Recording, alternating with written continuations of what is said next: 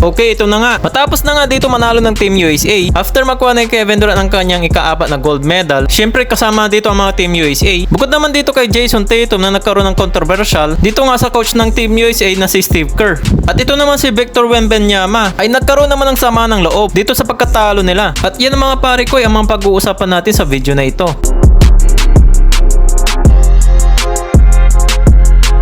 Yung mga analyst at players para kay Victor Wembanyama ay talagang napabilib talaga dito sa naging performance niya. Kahit din naman ako maisasama mo ako din doon. Paano man naman hindi? Kasi kahit kalabaw siya dito eh. Dito nga sa team ng USA kontra dito sa laban ng team ng France. Napaiyak na lang dito si Victor Wembanyama sa nangyari. Paano ba naman kasi yung isang kasama niyang bakulaw na si Rudy Gobert ay naka 2 points lang. Kung kailang laban na ng gold medal eh. Hindi naman siya dito injured. Nakapaglaro pa nga ito ng 12 minutes. Pero syempre hindi ito magiging controversial. Mas naging controversial pa nga dito si Victor Wembanyama eh. Dahil sinabi pa nga ni Jordan Clarkson na makukuha niya lahat ng award pagdating ng panahon. Isama mo na dito ang NBA at Olympics game. Pero parang pang MVP at defensive player ang awards na yon. Ang alien na si Victor Wembanyama at ang kontra nga dito sa Avengers, team ng United States. Kudos pa rin para dito sa team ng France dahil napakaganda pa rin ang kanilang pinakitang laban. Kontra nga dito sa team ng USA. Pero ito si Wemby sa Olympic Games na may average na almost na may 16.9 rebound, 3 assists at 2 steal at mayroong almost 2 blocks per game. Ang kasikatan ngayon nito parang si LBJ. Dahil hindi pa nakakapasok ng NBA, talagang prospect na ito. Dahil itong si Victor Wembanyama ay 20 years old pa lang. Lalo na kung gumulang-gulang at magulang na ito. Siya yung naging leading scorer at rebounder, assist leader, shot blocker, at steals. Siya ang naging team leader ng France dito sa international tournament sa Olympics. Kaya mga naging komento dito ng ibang analyst, commentator at NBA fans ay nakakatakot si Wemby pag bumalik sa NBA sa October. At sa mga darating pang mga panahon, nagawa niya kasing maging leader ng France habang bata pa siya. Lalo pa kung magkakaroon pa siya ng bigating teammate sa San Antonio. Dahil ang sinabi dito ng Spurs, hindi na nila patatagalin at sasayangin ang mga taon ni Wemby at panahon habang bata pa siya. Naiyak kasi si Wemby at naging emotional ito after ng talo nila sa Team USA.